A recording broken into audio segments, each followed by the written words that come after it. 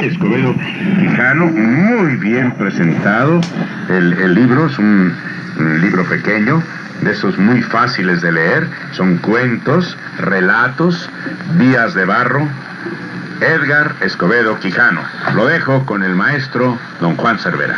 Gracias, don Pedro, gracias. No soy maestro, soy un aprendiz aquí de usted y de todos estos amigos. Los maestros son ustedes acá. Mira, Edgar. Son los maestros, son ustedes acá. Traigo un poema que leímos ayer. No sé si lo hayan leído. Yo se lo dedico a don Juan García, que siempre me está diciendo que lea yo algún poema de Juan o algún otro gran poeta. Sí. Dice: antes quería yo saber, ahora ya saber no quiero. Que me basta con sentir y hablar con Dios en secreto. Sé que lo que hay que saber no está oculto ni está lejos, que es sencillo y transparente y habita en mi pensamiento. Antes, viendo las estrellas, quería yo surcar los cielos. Ahora prefiero mirar calladamente hacia adentro. Las esferas con su música eran antes mi embeleso. Ahora solo me embeleza la desnudez del silencio. Antes temía yo a la muerte y ahora ya no la temo. Pues ahora vivo y canto como parte del misterio. Dime si es maestro o no es maestro. Sí, por supuesto, siempre un tema de reflexión y de alegría de leer los poemas del maestro, claro. Ya no me importa, ya no. Sí, es verdad, ¿no? Bueno, aquí está Edgar Escobedo Quijano, que no nada más escribe, sino que también es editor. Él es el dueño de esta pequeña editorial, La Luna Negra, ¿no es cierto? Pues sí. Y acabas de citarle incluso a un amigo que se inicia ya de viejón de poeta. Siempre ha sido poeta. Bueno, de viejón. Sí, Delfor Zabaleta. Y además, pues fue amigo de León Felipe, este hombre. Y León Felipe escribió de esos poemas manuscrito. Y ahora reproduce una carta precisamente de León Felipe en la contraportada de su libro, el libro de Delfor. Porque a lo largo de su vida ha hecho muchos poemas. Pero ahora publica su primer libro, ¿no? En tu editorial. Sí, entonces decidimos poner la carta de la portada de León Felipe, sí, que le había dedicado en su libro Este viejo y roto violín, sí, a Delfor Zabaleta. Sí. Y se ve muy lindo por la manuscrita. Sí, usted ya lo vio anoche. León Felipe es muy bonita, la letra de León Felipe muy bella. Bueno, pues esta editorial acaba de publicar, en su editorial, este libro, como dijimos, Días de Barro, Cuentos y Relatos, Edgar Escobedo Quijano, y de él nos vas a hablar después de que nuestros amigos, los que nos dan de comer, como dice el loco Bardet, los comerciales, aparezcan aquí en Radio Fórmula. Muy bien. Vamos a comer. ¿Le gustan a usted las quesadillas sincronizadas? Las burritas de abril, Consejo Nacional para la Cultura y las Artes.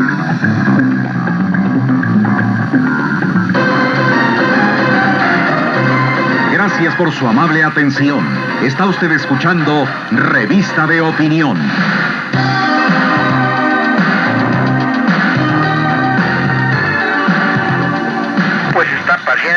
Pues tenemos aquí, como decíamos, a Edgar Escobedo Quijano con su libro Días de Barro. Él es editor y escritor. Esto es una serie de relatos que son... ¿Cuántos relatos son, Edgar? Son 15 en total, con algunos minicuentos, sí, ya incluidos. ¿Y qué temas son los que incides? ¿Qué temas son los que tratas en estos? ¿Qué historias? Bueno, el libro está dividido en dos partes. La primera, que es textos que tratan acerca de nahuales, todos estos personajes tan interesantes de la mitología prehispánica en varias de las culturas, mini cuentos y algunos temas muy románticos, como su ser espiral de fosforescencias y Segundo Suspiro, que apareció en Insomnio en 3 sueños. Y la segunda parte está dedicada a los personajes que han dado muchos comentarios en los últimos 2 años en la prensa y radio, que son los muñecos que han llamado pseudohumanos. Esos muñecos que también tienen mucho que ver con lo prehispánico y sin embargo con todos los valores universales de las épocas contemporáneas, además de la prosa de esta segunda parte del libro, que ya es donde encuentra todo el estilo musical y cromático. Sí, bien, en otros libros tuyos ha habido una preocupación, como en Insomnio entre sueños, por ejemplo, una obra que, según sabemos, nos finca sus raíces en la literatura de la Revolución Mexicana. ¿Ha habido siempre en ti algún interés por el aspecto en cuanto a temática por la Revolución Mexicana? No. Lo que pasa es que, a mí a mi literatura se le ha ubicado como algo nuevo ya, ajeno precisamente a las influencias de la literatura de la Revolución Mexicana, que fue todo un movimiento social y literario en el país. Después vino lo que conocemos como el boom latinoamericano, y después el terrible descenso de la literatura de la onda. Entonces actualmente se está haciendo una literatura muy, muy obvia muy sexualista, y en mi literatura se ha ubicado como algo muy diferente a estas corrientes. Es todo lo contrario, pues. Es una literatura más humana o... Es una literatura más humana, pero sin embargo muy fantástica. Tiene muchas... Sí, porque la Revolución Mexicana sería lo humano en este caso. Exacto, muy realista, la Revolución Mexicana muy realista, muy testimonial, y el caso de mi literatura también puede significar testimonio, pero es principalmente fantástica.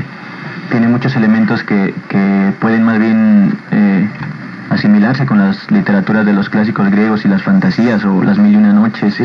Todos estos textos fantásticos. ¿Pero esto no sería una incidencia en lo borgiano? Bueno, es una comparación que me halaga, pero creo que es diferente. Borges, sus preocupaciones eran, siendo fantásticas, también muy metafísicas, muy filosóficas. Sus grandes preocupaciones como el tiempo, sobre todo, ¿no? En mi caso es un poco más de recreación todavía, sin llegar a la profundidad de Borges, ¿no? Sí. Y yo creo que tú has fundado tu editorial porque sí hay problemas para editar los libros, los jóvenes en México. Sí, definitivamente, sí. La editorial La Luna Negra definitivamente se ha fundado para que nadie tenga que hincarse ante nadie ni deshacerse de todo lo que tenga para poder editar un libro. Sí. Bien, tú querías preguntar algo, Joaquín. Pero sobre eso precisamente, Juan, porque me llamaba la atención el hecho de que él hubiera creado su propia editorial. Esto podría ser, quería preguntar la razón, o sea, si era por la dificultad de encontrar un editor o era por un afán de crear una empresa, ¿no? Sí, bueno, va ahora sí que junto con pegado, porque sí es difícil en este momento de tanta crisis económica encontrar una editorial dispuesta a arriesgar con las nuevas generaciones. Por lo general ya tienen a sus escritores consagrados. ¿Y qué dificultades tiene una editorial naciente como la tuya? Pues tiene la dificultad de la selección, porque tiene que ser también una selección muy escrupulosa en cuanto al material que presenta para ir creando un prestigio. ¿La distribución? Más dificultades, perdón. ¿Y la distribución? No, la distribución es formidable, o sea, está absolutamente en todas las librerías, no ha habido en ningún caso el problema. Bueno, lo del problema en ese caso, los descuentos tan grandes que piden las librerías, ¿no? Pero bueno, esto va gana más la librería que el editor. Sí, definitivamente. Y por supuesto, mucho más que el autor. Sí, claro. Sí, el autor es muy difícil de escribir, parece que no se vive, tiene uno que estar haciendo magia para poder sobrevivir. Entonces, por eso la idea editorial, ¿no? Queremos ir haciendo poco a poco esa labor tan maravillosa que es la distribución de libros tan difíciles de seleccionar. Emanuel, ¿le quieres preguntar algo a Edgar Escobedo Quijano? Porque la literatura también es espectáculo. Claro, sí. También es el espectáculo de los ojos y del alma, ¿no? Y del espíritu, porque el espíritu de todo. Ahí recreamos todo lo que una obra de teatro o una película no nos puede dar, los cuentos, las novelas, ¿verdad? Yo quisiera preguntarte si tienes algunos temas en especial para recrear y si crees que hay suficientes lectores para que te lean. Bueno, la primera pregunta, sí, creo que los temas son muy interesantes. Para mí es una pasión hablar de todo esto cuando la narrativa como que de una manera mágica va haciendo una competencia con la poesía, ¿no? Es un tema muy apasionante y a la vez se complementan. Entonces, por un lado, cuando nos encontramos los textos de los poemas clásicos, nos vamos dando cuenta de que la narrativa como que le va robando un poquito de terreno, sobre todo en el momento de las traducciones a la poesía. En ese sentido, la temática es muy importante. En cuanto a la segunda pregunta, pues decía un crítico, se llama Carballo, que en México hay más escritores que lectores, ¿no? En ese sentido a veces hace falta buenos lectores, es cierto. Sí, él es muy irónico, don Pedro. Entonces, a veces uno quisiera que nuestra literatura pudiera estar al alcance, como que tener la dicción de la literatura de los muñequitos y de todo esto, ¿no? De las tiras cómicas. Bueno, también hay más críticos que lectores y escritores, ¿eh? Muy bien. Sí, demasiado, sí. Oye, Edgar, ¿y no piensas, perdón que me perdí una parte de la entrevista porque hablé con el doctor Martínez Sánchez, que fue el doctor que me operó, un saludo al pues doctor. Muy amable que me habló para ver cómo seguía yo, y pues sigo estupendamente bien. Bueno, pero el asunto es que a lo mejor ya te hicieron esta pregunta. ¿Tú no has pensado derivar o no estás derivando para hacer argumentos o guiones cinematográficos o de película o de telenovelas o algo así? ¿Ya se le hicieron esa pregunta? Yo es una pregunta maravillosa también, porque yo estoy muy entusiasmado ahorita con un texto para cine de una amiga que se llama Adriana. Es a nivel estudiantil, sin embargo, ella está haciendo la biografía de un pintor que se llama Carlos Olachea. Se llamó Carlos Olachea, ya falleció, entonces con toda esta intriga de su muerte, ¿no? Sí, siempre me ha interesado mucho el cine. Yo cuando hablo de cine inmediatamente se me viene a la memoria una imagen que pasaban en una de las cadenas televisivas de una serie de Luis Buñuel. Entonces me imagino inmediatamente a Julio Cortázar cuando está manoteando junto a él, dirigiendo a los actores. Y si el escritor en la actualidad debe estar muy ligado al cine, definitivamente sí me interesa mucho. Porque alguien ha dicho que nuestra cultura ahora es una cultura cinematográfica, y es que efectivamente hay mucha retroalimentación entre el pueblo, los escritores, los productores, y vuelta otra vez al pueblo. Entonces hay una retroalimentación, es una cadenita, ¿verdad? Claro. De la que no podemos sustraernos, y menos cuando se tiene una facilidad y una pasión como es la de la escritura, ¿verdad? Y usted dijo de las telenovelas, sería muy importante que los grandes escritores o los buenos escritores pues hicieran su aportación al mundo de la telenovela, si no a la telenovela, digamos, comercial, pues una telenovela que hicieran pues las cadenas o los canales del gobierno, una telenovela, digamos, de más calidad, de más altura, con mayor mensaje, ¿no? Ya viste, por ejemplo, Beethoven, que se escribió... Él escribió muchas cosas sobre México y con cosas costumbristas, aunque él no era mexicano, y ves la canasta de cuentos mexicanos. Sí, llegó al cine, ¿verdad? Nos vamos a estos mensajes con el moliente Adán.